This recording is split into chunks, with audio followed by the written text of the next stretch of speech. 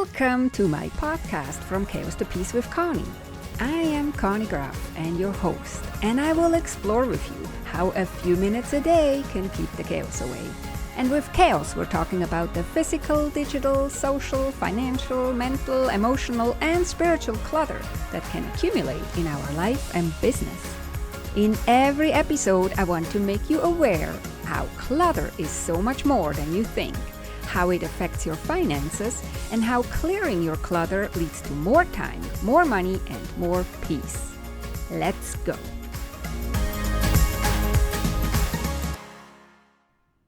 Well, hello, my friend. Welcome to the podcast. I am Conny Graf, your host. Thank you so much for having me back into your ears. I'm very excited to welcome Evans Putman as a guest today and next time, actually.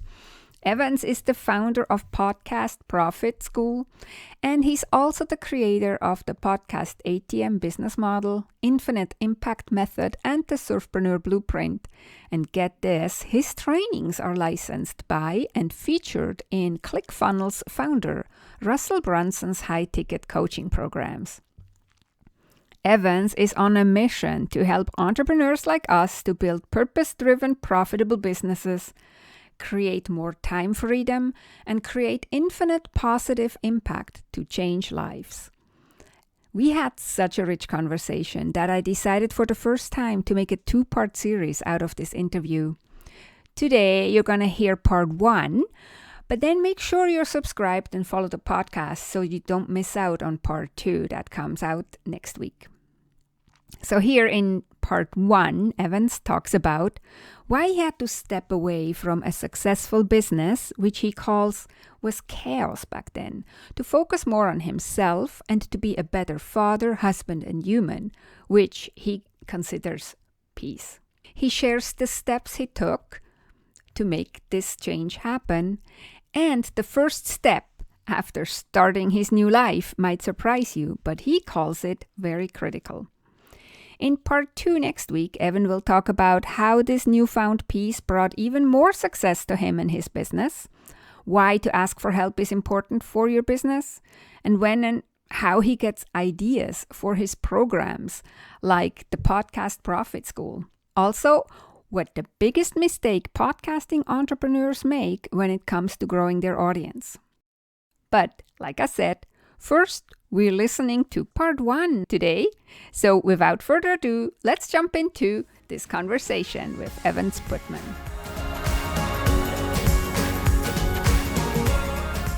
Welcome, Evans. I'm really excited to have you as a guest on my podcast. How are you today? I'm great, Connie. Thank you for having me. Grateful for the opportunity to come on and share and serve your audience. Yeah, well, I'm very excited for you to come and share. So first, I always ask, because I have an international audience, where in the world are you located for my people? And also, tell us one thing about you that has nothing to do with what we're talking afterwards, like something surprising or something maybe less surprising for the people who know you, but surprising for the listeners in context of what we're talking about afterwards. Okay. Well, I'm in Charleston, South Carolina, down by in one of the older cities in the U.S. Very beautiful place to live, near the ocean. Lots of history, lots of great food, lots of museums, lots of art. And yeah, it's a beautiful place to live, beautiful place to visit. If anybody wants to come visit, they'll know how to get in touch with me, right? Reach out to me. I'll give you some restaurant recommendations or something. That's always good. And I guess, this is sort of, most people in the online space don't really know everything about my future or my past. How much do you know about your future? I know, right? Let me tell you. No, I would say one thing that's interesting is that, this was like in the early 90s, before we had too much access to internet and, all kind of knew basically anything and everything we wanted to know with the flip of a switch. I packed up everything I owned into my little car and left the East Coast of the US and drove all the way across the country to go to live in Los Angeles California, and I worked at a record company, and actually had hair down, Oh, you did? to my That's past awesome. my shoulders to the middle of my back, and worked with a heavy metal band, and worked in a record label called Metal Blade Records in Ventura, California. So Mm. that was a fun period of my life that I look back on now, and I reflect on some of the stuff that, that the courage to actually do that reminds me of the entrepreneurial journey for many of your listeners, probably, or people who are like, sort of like, they have this feeling, this calling to do something. It's like, you know what, just go for it. It didn't turn out the way I expected, but it turned out the way it was supposed to. And I came back safe and sound. And then, at some point I ended up, like, I think I left all my hair in California when I I moved just back. wanted to say, for all the people that are only listening, he has, Oh, yeah. I don't think, a lot of hair right now. So you must have lost it somewhere No. in between. Yeah. At one point I decided it was better to just shave it off. And, then I got used to the way it looked and felt. So it's been like this for probably like 20 years now. Yeah, yeah. I love that story. It's a great story. I'm a bit adventurous too, so I think that's really like a nice adventure that maybe a lot of people wouldn't expect if they see you, especially not the part with the long hair. But I like Right.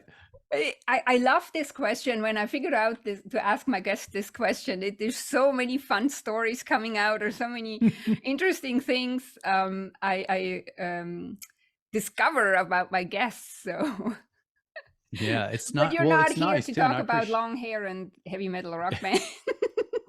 but I appreciate you asking me that question, because a lot of times you're right. You don't get to share. You sort of get caught sharing the same stories over and over in so many Yeah. podcasts that it's nice to go like on a little detour every now and then, because it was actually, I'll share this, Connie, and then we'll dive. I know you got questions for me, but it was on a podcast when somebody asked me that kind of question that I remembered. I was like, they asked me something around my entrepreneurial journey. How did it start? And I was like, oh my gosh, I've been doing this for like 20 plus years now. Mm-hmm. So it didn't even register at the time, but then it sort of took me backwards to this place where I remembered, I forgot all about that. That was like part of my journey that I created. So it's nice to get different questions like that from time to Yeah. time.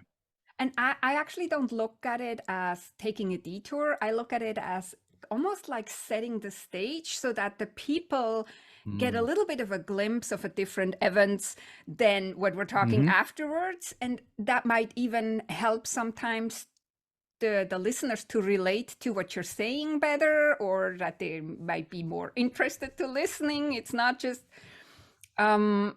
some boring business podcast or something. It's like Right. yeah, Well, that's my idea. And besides, I just love to hear a different side of my guests too.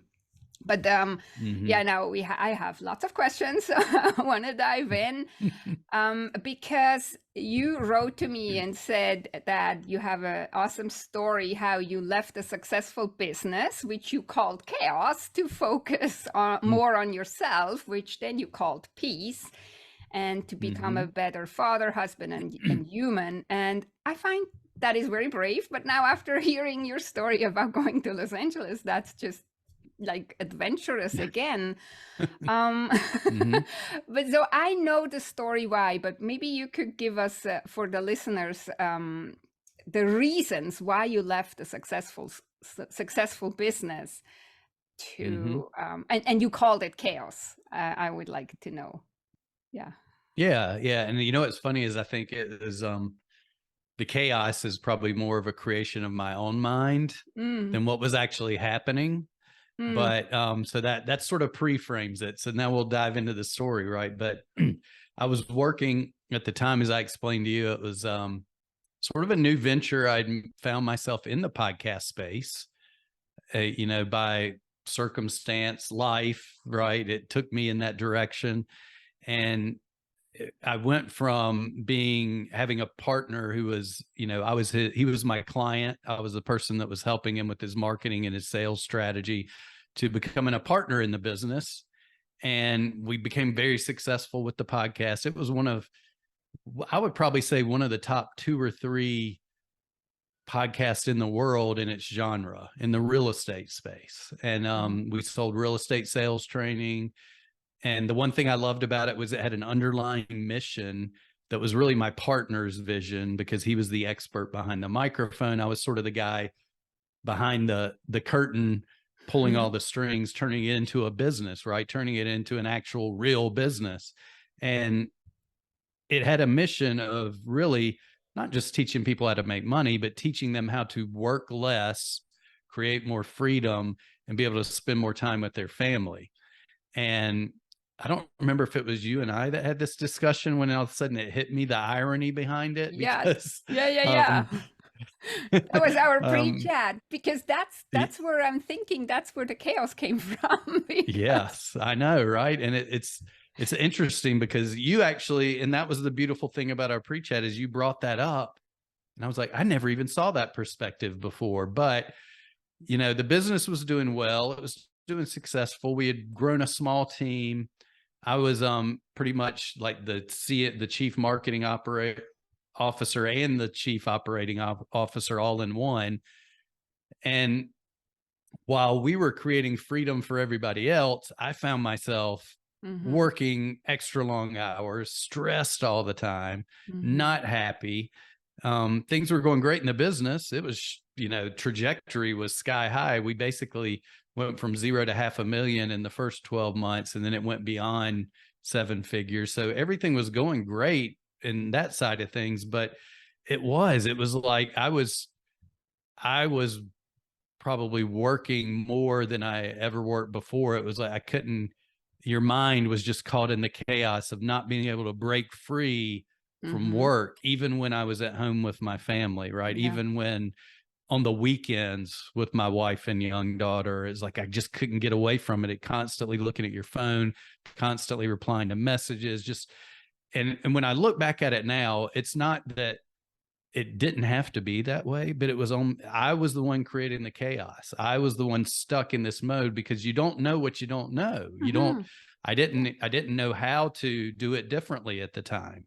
Yeah. And so that was the chaos of it. And it got to a point where I just was, one, there were two instances that happened. I think I shared with you the one. We went to a marketing conference, and I was really surprised at this conference. I'd never been to one before. There's like 4,000 or 5,000 people there. I'm expecting all the people to get up on stage and talk about how much money they're making and how like show pictures of their cars or whatever. But person after person that came up there, they talked about changing lives, creating impact. They would share stories of people in their community and how, their stories of how they had a total like life change for the better.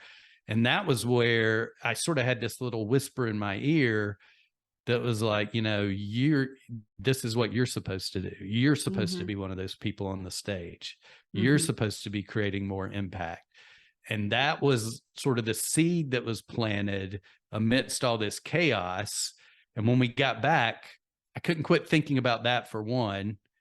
And we had about 6 to 8 months before I finally made a decision on that. But also, it was at the point where everything was just so stressful and I just wasn't happy. I was gaining a lot of weight. I wasn't healthy mentally, spiritually, physically, you name it. You had an LY to the end of it. I wasn't healthy in it, right? So that's when I made the decision. I was like, you know what? I got to do something about this. And I do feel called to create a bigger impact. I knew I'd created a system the way we did that would allow you to create a big audience to get your message and mission out there. And I knew I could take that and help other people do it. And I knew if I did that, then I was sort of fulfilling my purpose of going bigger than just helping that one person get their mission out. And so that eventually, I remember I remember exactly when it was too, because it was right after the Thanksgiving holiday here in the US. Because Thanksgiving, I knew I'd reached out to my partner. I was like, can we meet when the holidays are over? And he was like, yes. So throughout all of I couldn't even really enjoy Thanksgiving because I was creating a conversation that was never going to happen in my Yeah. mind between me and him. The worst case scenario, that's all I could think of. And I kept running these scenarios in my mind and imagining it, you know, making this creation that wasn't even, it never happened that way. But we met at a Starbucks in downtown Charleston. And I remember like just being so nervous. Of course, my ego's thinking, if I leave, the whole team's going to fall apart. The business is going to fall apart. None of that happened. They did great. But I remember this is why I really, and I still think of Pat as more than a business partner. He's more of a friend and a mentor. When I told him what I wanted to do, he just looked at me and he just said, "How can I help?" And that was it. It's like, Such I'm a leaving the beautiful business. soul. I know, right? It blew me away because he was just showing up and shining, doing the part of the podcasting, right? He was the expert. And I felt like if I left everything else, it would pull the rug out from underneath it. But the beautiful thing was, is when I look back on it, I wasn't giving myself enough credit. I created a system that it kept going. We would meet from time to time over the next year, and it was still just plugging away. And in fact, they had lost a few team members. And he's like, "We're still doing great."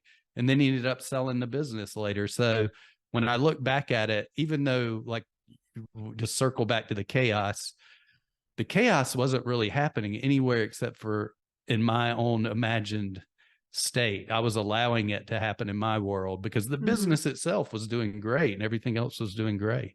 Do you think it was it was your words? You said your ego thought that when you would be leaving, everything would be crumbling, or the others would be leaving. Maybe you worked so hard also because of that, no? Because you thought if you would just let off a bit, then and I think this is very common in us, like business owners who are not, the paycheck comes in every 2 weeks and we just know that we sometimes don't know when to stop pushing so hard, especially because in the beginning you have to push so hard, and then maybe we miss the point when we, and I'm not saying coasting because that's probably not healthy either, but to maybe stop pushing so hard. And you said already you did put processes in place so that it would work like on its own almost, and you could leave. But then our ego comes into the way and says, "Oh yeah, but no, it still needs me. It still needs the right hand that touches the processes." Maybe I don't want to put any words in your mouth, but I'm thinking this might be a reason why so many people end up in such an overwhelm or burnout. And I think you caught yourself before you ended up really deep down in some burnout, right? Yeah. I think I did. I definitely know I did. And I think back to your point too, you know, because when we started, it was basically I built everything from the ground up on the back end. So I knew how everything worked. And then slowly, then I would bring on we would hire a team member and they would do it. But my problem was, and I look back I take full responsibility because we had an amazing team. We had people that could do great work, but I don't think I trusted them enough. I didn't know how to manage a team. I had never been in that position before. So, but instead of figuring out the path forward, now I think I do a much better job where I'm just like, you know what? This person is really good at what they do. I need to just trust them and let them do it. But that was the thing too, is that even though I'd built the systems, even though I'd hired the team, I wasn't separate from it. I didn't allow myself to allow others to just be successful without me having to feel like I needed to answer. It was very much a micromanagement type situation. But you know, and I give myself grace now looking back at it, just because it was something that I'd never done before. I'd never really run a team like that before. So it was a little bit of a learning experience. Well, that's what they're saying, right? When you reflect on so-called mistakes, right? Which yours wasn't a mistake. You were just like kind of burning yourself out. But when you reflect on so-called mistakes, then it becomes experience, and then you actually can turn it around and make something great out of it.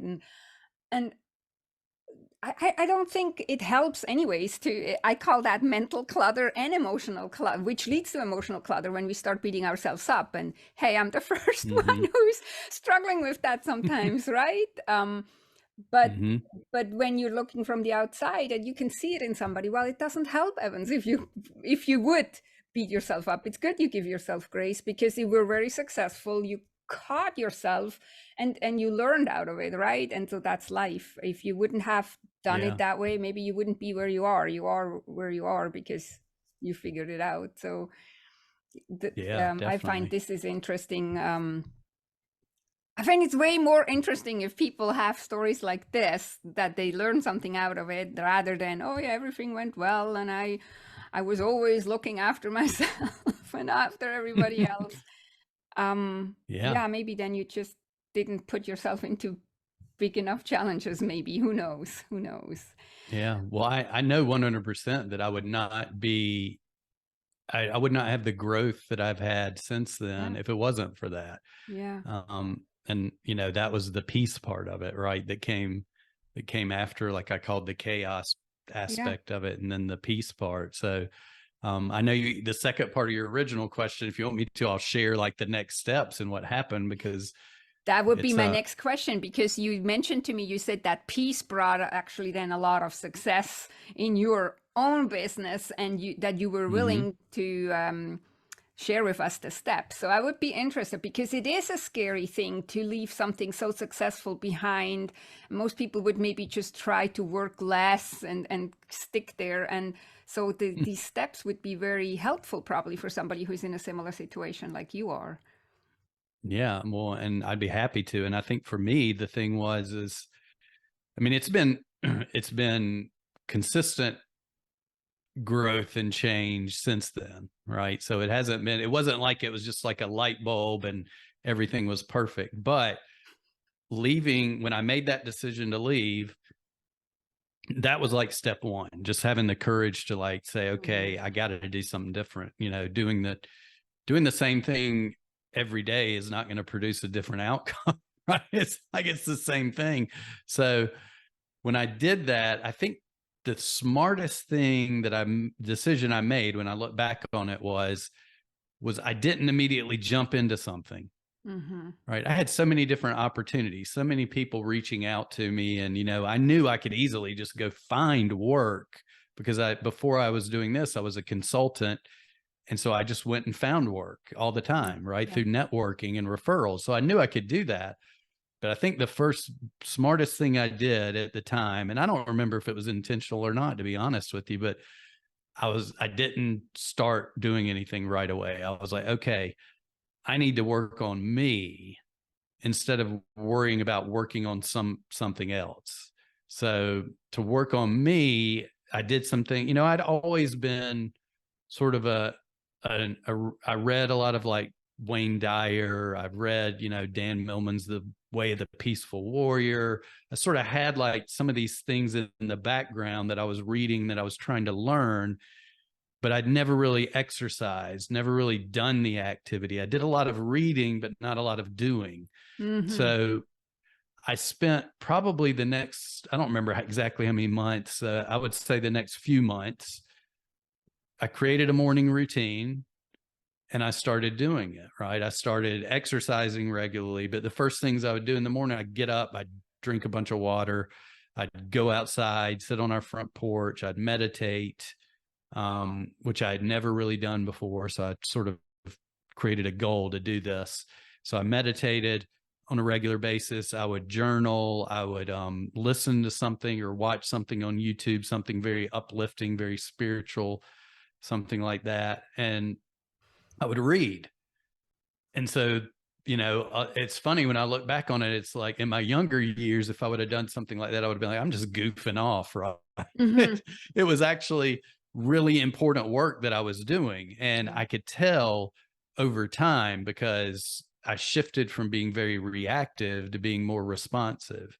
I Mhm. shifted from, you know, being angry all the time to just sort of being more relaxed and, you know, letting things go. I didn't get up first thing in the morning and look at my phone right? I wouldn't look at emails. I would just leave that alone for a while. The only thing I handled my phone with was to do a meditation Mm-hmm. and to watch something like that was uplifting. But I remember like going through all this work, and I don't remember if I shared this with you or not in the other talk, but I remember walking in one day, and this was probably, I don't know, my daughter at the time, she was probably 6 or 7, maybe. And I walked in the house and just, randomly, like kids, they just crack me up like at those ages because they just say stuff. Mm-hmm. Right. So it feels like it comes out of left field, but I think that, but I know to them there's a reason why they're saying it. So Mm-hmm. she just like randomly, as I'm walking in, she says something to me. She looks at me. She's like, you know why I love you, Daddy? Mm. And I'm like, no, why? And she's like, you don't really yell anymore. Yeah. And I was like, oh my gosh. I was like, at that point, I was like, it was all worth it. Yeah. Right. So, Yeah. but that allowed me to taking that time and doing that. I mean, it totally shifted me as a person. I started looking back on things that, forgiving people. Like there were some things that had happened through my life that I needed to forgive certain people. Then I forgave myself for some things. I started giving myself grace. I started saying, like these are, like there's the saying, this didn't happen to you, it happened for you or Mm-hmm. whatever. Right. So Mm-hmm. I started looking at things totally different. And that total different way of looking at the world just created the space for me to now come back in and start working, but not to be caught up in it 24/7, to Mm-hmm. where even one of my clients who's a parenting coach, she gave me some really great tips. One of which I would share with everybody that was, I work at home in the office, a lot of us do, but if you're driving home, she's like, that's the thing. Like if you're driving home from work, you have that space Mm-hmm. before you get home where you can sort of decompress, get ready. Just like when you like walk right through these doors here to my left and right into where my family is, you don't give yourself that space. So I started at the end of the day being intentional, creating like a buffer zone Mm-hmm. where I stop working and then I take some time to just reflect on the day, get ready to go talk to my family. Mm-hmm. Um, but I also started remembering to celebrate wins, remembering to schedule things that were important. This one thing I learned from Pat, but I never did it when we were together, right? When we were business partners, but he was very intentional. Like the things like working out, family time, all of those were all on his calendar. He's like, you block that time off. The most important stuff is like, forget the Mm-hmm. work stuff. He's like, you put your family in, you put your friends in, you put your health in, Mm-hmm. and you take care of that. So I started doing that, right, and being more Mm-hmm. intentional rather than just flying all over to the next. All right, here I come with the bucket of water for the next fire kind of Yeah. person is Yeah. who I used to be. So those things were really important, and I think, I know I wouldn't be that. I hate to even think about where I would be if I wouldn't have taken that break and taken that time to Yeah. shift like that. Yeah. And isn't it interesting how, even though you had your business partner in front of you who kind of lived it for, like, was living it for you, that should say it that way, Mm-hmm. how it could be or needed to be even, and you would probably have agreed that this is great, but that you couldn't do it. When so many also that actually have mastered it, like you now, with having more peace, say actually the slowing down is what helps you speeding up, or the slowing down is Mm-hmm. helps you to be more productive. But when somebody is in this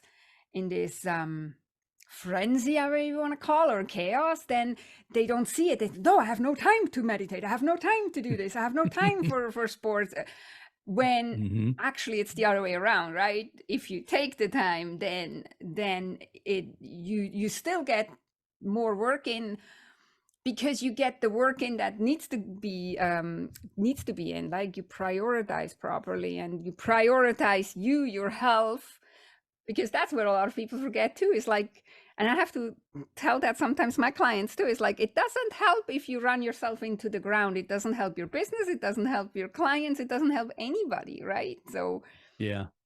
you need to look after yourself. You're almost the biggest asset in your business, and you're for sure the biggest asset in your life, you in your health. Yeah. Right. So Yeah. And sometimes, I mean, I probably went through this even last week or the week before. I remember I got into like, I had so many things on my calendar, which I usually don't. I usually try not. I mean, right now, the way I've been shifting my business was, Mondays and Fridays. This is an exception because I like doing podcasts, but a lot of times I leave them wide open. And I don't schedule anything except for on Tuesday, Wednesday, and Thursdays. Those are like where I do my coaching. That's where I do my sort of business introduction calls, things like that. But I do remember going back to your point about Pat. And it's funny because I did like probably like a year or so later, I just got on the phone one time and called him.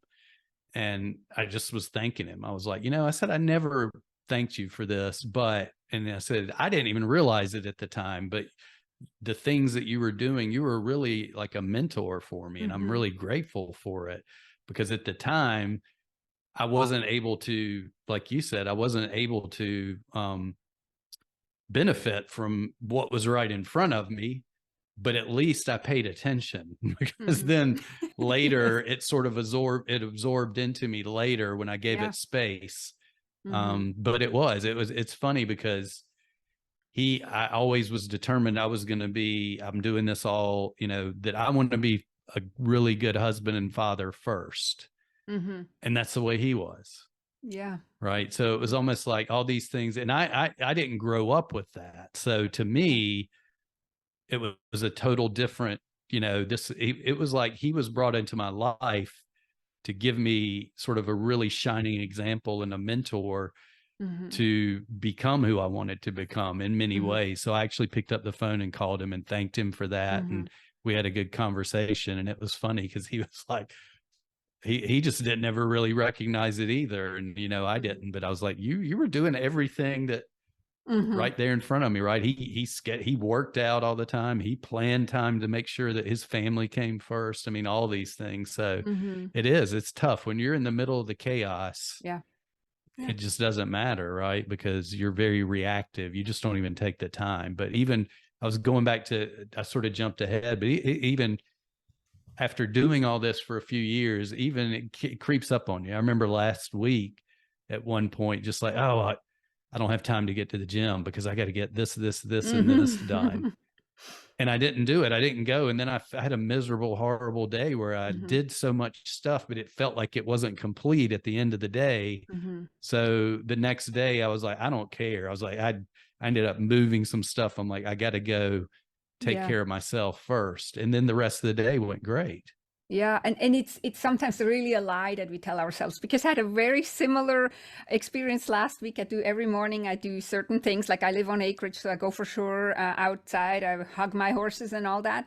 But then before I start working, I have a specific kind of, you could call it a morning routine. It's just 50 minutes that actually kind of regroup from being with the horses and everything to here. And okay, business mind, it's I call it spiritual practice, but it's kind of like just a refocus.